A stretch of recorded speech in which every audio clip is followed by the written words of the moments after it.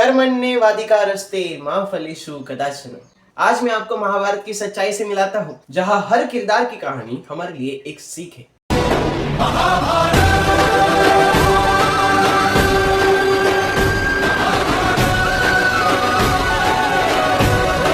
महाभारत की कहानी की शुरुआत होती है हस्तिनापुर के राजा शांतनु से। उनकी पहली पत्नी थी गंगा, जिनके 8 पुत्र हुए, जिनमें से 7 उन्होंने नदी में बहा दिए उनकी प्रतिज्ञा के कारण। और 8वें पुत्र थे पितामह भीष्म। पितामह भीष्म ने भीष्म प्रतिज्ञा ली थी कि वो सिंहासन के लिए कभी भी विवाह नहीं करेंगे, और उन्हें इच्छा मृत्यु का वरदान भी था। फिर बाद में राजा शांतनु ने सत्यवती से विवाह किया। फिर उनके 2 पुत्र हुए, चित्रांगद और विचित्रवीर्य। चित्रांगद मर गए और फिर विचित्रवीर्य राजा बने। राजा विचित्रवीर्य की 2 पत्नियां थी, अंबिका और अंबालिका, लेकिन विचित्रवीर्य भी बिना पुत्र के ही मर गए। फिर वंश को आगे बढ़ाने के लिए राजा शांतनु की दूसरी पत्नी यानी कि सत्यवती यानी कि विचित्रवीर्य की मां सत्यवती ने महर्षि वेदव्यास को बुलाया और नियोग द्वारा उनके वंश को आगे बढ़ाया। और फिर अंबिका ने जन्म दिया धृतराष्ट्र को, जो कि जन्म से ही अंधे थे, और अंबालिका ने जन्म दिया पांडु को, जो कि स्वस्थ और बलवान थे। और नियोग के कारण दासी परिश्रमी ने जन्म दिया विदुर को, जो कि ज्ञानी थे, लेकिन रानी से नहीं जन्मे, इसलिए गद्दी के अधिकारी नहीं थे। लेकिन धृतराष्ट्र और पांडु के भाई जरूर थे। फिर धृतराष्ट्र का विवाह गांधारी से हुआ, जिसने तपस्या करके 100 पुत्र यानी कि 100 कौरव पाए, जिनमें सबसे बड़ा कौरव था दुर्योधन और दूसरा दुशासन। और धृतराष्ट्र के भाई पांडु को 2 पत्नियां थी, महारानी कुंती और महारानी माद्री। महारानी कुंती को देवताओं से पुत्र पाने का वरदान मिला था। फिर उस वरदान से कुंती को हुए सूर्य से कर्ण, और कुंती ने कर्ण को बचपन में ही छोड़ दिया था, और ये बात सिर्फ महारानी कुंती ही जानती थी। उसके बाद उन्हें 3 पुत्र और हुए, धर्मराज से युधिष्ठिर, वायु से भीम और इंद्र से अर्जुन। महारानी कुंती ने महारानी माद्री को वर दिया, जिससे अश्विनी कुमार से नकुल और सहदेव हुए। ऐसे कुल मिलाकर 5 पांडव हुए, युधिष्ठिर, भीम, अर्जुन, नकुल और सहदेव। इन शॉर्ट बहुत कंफ्यूजन हुआ है, अभी शॉर्ट में चार्ट की तरह समझाता हूँ कैसे हुआ। सबसे पहले आए राजा शांतनु। राजा शांतनु ने गंगा से विवाह किया, तब उन्हें हुए भीष्म पितामह। 7 पुत्र उन्होंने गंगा ने बहा दिए, क्योंकि उन्होंने प्रतिज्ञा ली थी। उसके बाद महाराजा शांतनु ने सत्यवती से विवाह किया, और फिर उन्हें 2 पुत्र हुए, चित्रांगद और विचित्रवीर्य। पहले चित्रांगद मर गए, फिर विचित्रवीर्य भी मर गए। विचित्रवीर्य की 2 पत्नियां अंबिका और अंबालिका, और फिर महारानी सत्यवती के कहने पर वेदव्यास ने नियोग के कारण अंबिका को हुए धृतराष्ट्र और अंबालिका को हुए पांडु, और एक दासी जिन्हें हुए विदुर, लेकिन वो महारानी से नहीं हुए, इसलिए सिंहासन के अधिकारी नहीं बने। और फिर बचे कौन? धृतराष्ट्र और पांडु। धृतराष्ट्र से हुए 100 कौरव और पांडु से हुए 5 पांडव। अब थोड़ा सा कंफ्यूजन क्लियर होगा, ठीक है? तो अभी हम आगे बढ़ते हैं। तो फिर कौरव और पांडव एक साथ बड़े हुए। गुरु द्रोणाचार्य से शस्त्र विद्या सीखी। अर्जुन सबसे महान धनुर्धर बना। भीम सबसे शक्तिशाली योद्धा बना। लेकिन दुर्योधन ने हमेशा राजपाट के कारण पांडवों से जलन रखी। और फिर हस्तिनापुर की राजगद्दी के लिए दुर्योधन और पांडवों के युधिष्ठिर में विवाद होने लगा, जिसमें धृतराष्ट्र पांडवों के युधिष्ठिर को युवराज घोषित कर देते हैं। लेकिन दुर्योधन छल से पांडवों के महल को आग लगा देता है। लेकिन उनके काका विदुर, जो कि धृतराष्ट्र और पिता पांडु के भाई थे, वे उनकी सहायता करते हैं और पांडवों को वहां से बचाकर एक सुरक्षित स्थान पर छुपे रहने के लिए कहते हैं। और फिर दुर्योधन ये समझता है कि सारे पांडव उस आग में मारे गए, और फिर लगभग बहुत दिनों तक पांडव जंगलों में घूमते रहे।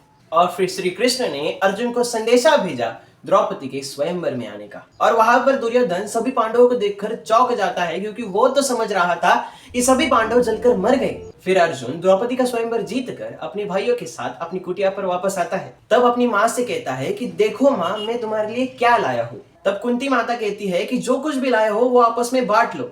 लेकिन जब वो द्रौपदी को देखती है, तब उसे कहती है कि मैं अपने शब्द वापस लेती हूँ। लेकिन तभी श्री कृष्ण वहां पर आते हैं और कुंती को बताते हैं कि माते, आपको अपने शब्द वापस लेने की कोई आवश्यकता नहीं है।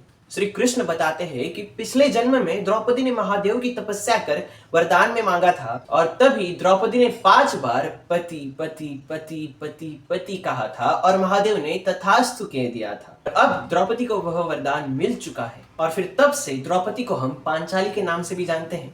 और फिर श्री कृष्ण के कहने पर सभी पांडव अपना हक मांगने वापस हस्तिनापुर चले जाते हैं। लेकिन फिर शकुनी मामा अपनी चाल चलकर महाराज धृतराष्ट्र से पांडवों को एक खंडर जैसी रूखी सूखी जगह दिलवाते हैं। लेकिन अर्जुन पर इंद्रदेव की हमेशा कृपा थी। तब अर्जुन इंद्रदेव को याद कर उनसे सहायता मांगता है, और फिर उस जगह पर स्वर्ग जैसा सुंदर मायावी महल बन जाता है, और फिर उस जगह का नाम इंद्रप्रस्थ रख दिया जाता है। और फिर सबसे बड़ा खेल होता है चौसर का, जिसमें दुर्योधन और मामा शुकुनी मिलकर छल कपट से धर्मराज युधिष्ठिर से एक एक कर सब कुछ छीन लेते हैं। उनका धन, उनका ऐश्वर्य और पांचाली को भी दांव पर लगाने के बाद दुर्योधन और दुशासन ने उनका वस्त्र हरण करने की कोशिश की, लेकिन श्री कृष्ण ने द्रौपदी का साथ दिया। फिर शकुनी मामा ने आखिरी चाल चलकर पांडवों को 13 वर्ष का वनवास और 1 वर्ष का अज्ञातवास दिलवा दिया।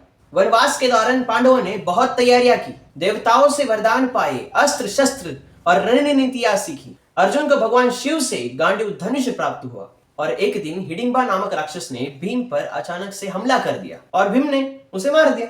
लेकिन उस राक्षस की बहन भीम से प्रेम करने लगी थी और उसी ने भीम को उसके भाई के बारे में आगाह किया था। भीम ने उससे विवाह किया। उनका एक पुत्र हुआ घटोत्कच। और फिर 13 वर्ष के वनवास और 1 वर्ष के अज्ञातवास के बाद पांडवों ने अपना राज्य वापस मांगा। श्री कृष्ण शांति दूत बनकर दुर्योधन के पास गए। दुर्योधन ने एक सुई की नोक जितनी जमीन देने से भी इनकार कर दिया। अब युद्ध तो निश्चित ही था और फिर कौरवों और पांडवों में 18 दिनों तक युद्ध होता है। पितामह भीष्म और आचार्य द्रोणाचार्य ये युद्ध नहीं चाहते थे, लेकिन उनके सिंहासन के प्रति अपने कर्तव्य के कारण उन्हें ये करना पड़ा। अर्जुन अपने ही गुरु, अपने ही पिता और अपने ही भाइयों को सामने देखकर युद्ध करने से इनकार कर देता है। तब श्री कृष्ण देते हैं गीता का ज्ञान। कर्मण्येवाधिकारस्ते मा फलेषु कदाचन, अर्थात तेरा अधिकार सिर्फ कर्म पर है, फल पर नहीं, इसलिए कर्म कर, फल की चिंता मत कर। सर्वधर्मान परित्यज मामेक शरण वज्र, अर्थात समस्त प्रकार के धर्मों का परित्याग करो और मेरी शरण में आ जाओ, मैं समस्त पापों से तुम्हारा उद्धार कर दूंगा। न जायते म्रियते वा कदाचित, अर्थात आत्मा कभी जन्म नहीं लेती और मरती भी नहीं। और गीता का ज्ञान देते देते श्री कृष्ण अर्जुन को अपने विराट रूप का दर्शन करवाते हैं और फिर अर्जुन कौरवों का सामना करता है। पहले 4 दिन गंगा पुत्र भीष्म सभी पांडवों पर हावी होते हैं, लेकिन पांडव तब भी लड़ने की कोशिश करते हैं। और 5वें दिन अर्जुन भीष्म पितामह पर तीरों की बरसात कर देता है और भीष्म पितामह तीरों पर लेटे होते हैं। और फिर आचार्य द्रोणाचार्य कौरवों के सेनापति बनते हैं। और फिर जिसके रथ के सारथी स्वयं जगत के रचयिता नारायण हो, वो भला कैसे पराजित हो सकता है। और फिर श्री कृष्ण बताते गए और अर्जुन एक एक कर कौरवों को ढेर करता गया। और फिर 13वें दिन अभिमन्यु, जो कि अर्जुन का पुत्र था, उसकी कौरव चक्रव्यूह में छल से हत्या कर देते हैं। लेकिन अभिमन्यु की वजह से ही धर्मराज युधिष्ठिर के प्राण बच जाते हैं। और फिर 14वें दिन आचार्य द्रोणाचार्य की भी मौत हो जाती है। और फिर भीमपुत्र घटोत्कच अपनी मायावी शक्तियों से कौरवों की सेना को ढेर करता जाता है। 15वें दिन कर्ण को कौरवों का सेनापति बनाया जाता है, जो कि दुर्योधन का परम मित्र भी था। कर्ण के पास इंद्रदेव का दिया हुआ एक अस्त्र था, जो कि उसने सिर्फ अर्जुन के लिए बचा के रखा था, लेकिन घटोत्कच की तबाही की वजह से वह अस्त्र उसे घटोत्कच पर चलाना पड़ा और घटोत्कच के बलिदान से अर्जुन के प्राण बचे। फिर कुंती कर्ण से मिलकर कर्ण को बताती है कि तुम मेरे पहले पुत्र हो, पांडव तुम्हारे दुश्मन नहीं, तुम्हारे भाई है। कुंती कर्ण से कहती है कि तुम अर्जुन और पांडवों के प्राण मत लो। कर्ण, जिसे इतने दिनों बाद पता चलता है कि उसकी माता कौन है, उसके भाई कौन है, वो उन पर अगले दिन तीर नहीं चलाता, लेकिन अर्जुन द्वारा वह मारा जाता है। लेकिन जाते जाते अपनी माता की इच्छा पूरी करके जाता है। वो कर्ण जो आज तक इतने सारे दान करते आ रहा था, आज उसने अपने प्राणों का दान देकर साबित कर दिया कि सबसे बड़ा दानवीर वही है। इसलिए हम कर्ण को दानवीर कर्ण कहते हैं। और फिर युद्ध के आखिरी दिन गदाधारी भीम दुर्योधन को मार देते हैं। और इसी महाभारत के युद्ध के दौरान श्री कृष्ण ने अश्वत्थामा को श्राप दिया था कि तुम मृत्यु के लिए तड़पोगे, मोक्ष के लिए तड़पोगे, लेकिन तुम्हें मृत्यु हासिल नहीं होगी। फिर द्रोणाचार्य पुत्र अश्वत्थामा श्री कृष्ण से माफी मांगते हैं और प्रायश्चित करना चाहते थे। कृष्ण ने कहा, जब इस धरती पर पाप अपनी चरम सीमा पर पहुंच जाएगा, मेरा 10वां अवतार जन्म लेगा कली युगा में, तुम्हें मेरे उस अवतार की रक्षा करनी होगी। उसके बाद कुंती ने पांडवों को कर्ण का सच बता दिया कि कैसे कर्ण ही उनका बड़ा भाई था। और फिर धर्मराज युधिष्ठिर ने घोषणा कर दी कि मैं भी भ्राता कर्ण की तरह हर रोज राजकोष से धन दान करूंगा। और फिर धर्मराज युधिष्ठिर हस्तिनापुर के राजा बने और फिर उन्होंने सारा राजपाट संभाला। लेकिन अंत में पांडव और द्रौपदी हिमालय की यात्रा पर चले गए और श्री कृष्ण का भी अंतिम समय आ गया था, क्योंकि जिस कार्य के लिए उन्होंने अवतार लिया था वो कार्य अभी पूर्ण हो चुका था। और फिर एक दिन श्री कृष्ण एक जंगल में एक पेड़ के नीचे बैठे हुए थे। तभी एक शिकारी जिसका नाम जरा था, उसको सिर्फ श्री कृष्ण का पैर दिखा। दूर से देखने पर उसे वो हिरण का मुंह दिखाई पड़ा और उसने तीर चला दिया। जब वो पास आया तब उसने श्री कृष्ण से माफी मांगी। श्री कृष्ण ने मुस्कुराकर कहा, ये तो विधि का विधान है, मेरे पिछले जन्म में मैंने राम अवतार लेकर तुम्हें पीछे से मारा था, तब तुम सुग्रीव के भाई बाली थे, और आज तुम्हारा जन्म जरा शिकारी के रूप में हुआ है ताकि तुम अपना वो कर्म पूरा कर सको। एक बात हमेशा याद रखो कि ये सब विधि का विधान है, इसे कोई बदल नहीं सकता। और फिर श्री कृष्ण के जाने के बाद संपूर्ण द्वारका समुद्र में डूब गई। श्री कृष्ण के जाते ही द्वापर युग खत्म हुआ और कलयुग की शुरुआत हुई। और अगर आप अभी तक ये वीडियो देख रहे हैं तो आपको मैं बताना चाहूंगा महाभारत का गहरा संदेश, खासकर आज की पीढ़ी के लिए। पहला संदेश, अहंकार से विनाश होता है। कौरवों का विनाश उनके लालच और घमंड से हुआ था।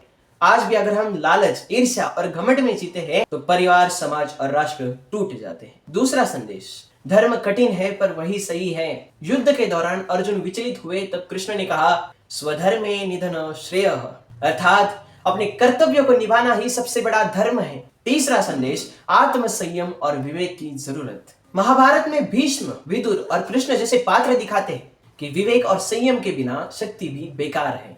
आज की पीढ़ी के लिए यह सबसे बड़ी सीख है। सोशल मीडिया, क्रोध और लालच के युग में आत्म संयम ही वास्तविक ताकत है।